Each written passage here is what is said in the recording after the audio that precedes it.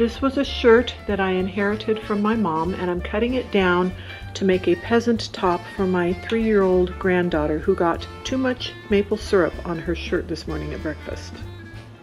This is the original shirt before I cut it apart, and now the back has been cut off.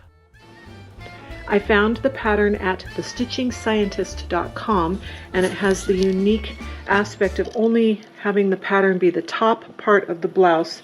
There's a piece for the back, here's the back, a piece for the front, and a piece for the sleeve, and then you just cut them to the desired length. I found that if I want to make it a shirt, I have enough room at about there, but I might make it a possible dress tunic as well, so I'll probably cut it longer. Here I'm comparing my granddaughter's measurements. I positioned a straight edge along the long edge to give it a slight flare. I folded up with the pattern piece to help keep track. Now I'm ready to cut apart the rest of the shirt.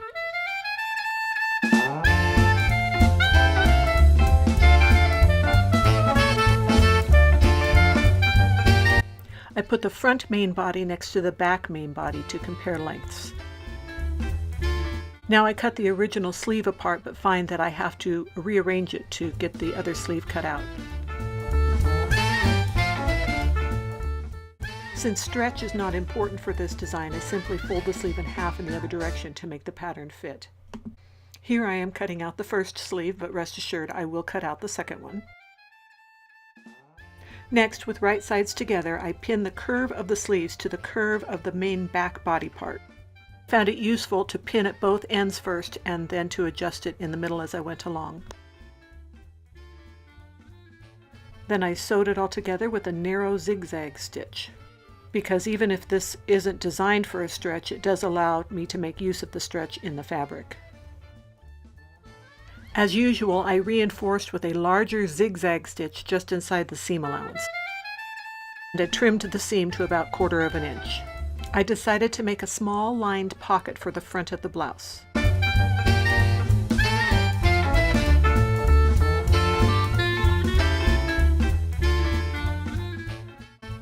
I had thought I might trim parts of the blouse with the plush fabric also, but it didn't end up that way, so it is just a lonely plush pocket.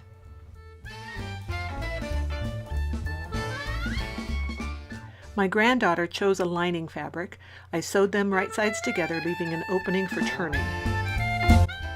I pinned the pocket where I wanted it, folding in the opening to match the other edges.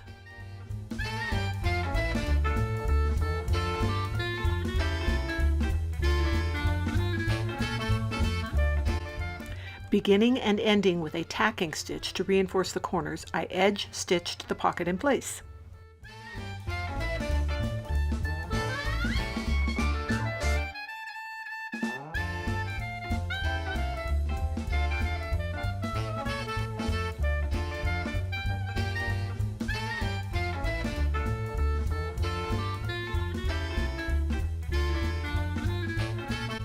Then I sewed the other side of the sleeves to the front body. The side seams were also sewn using a narrow zigzag. I started at the sleeve end, making sure the hems matched at the bottom.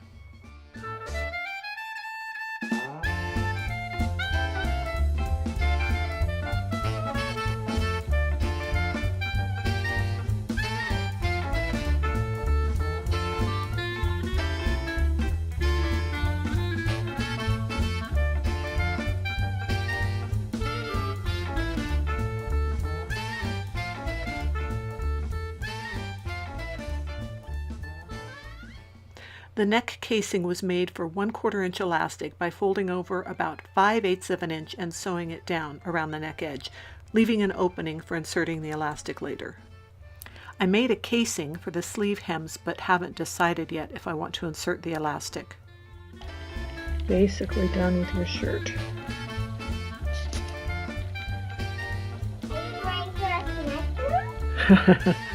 Ready for lunch?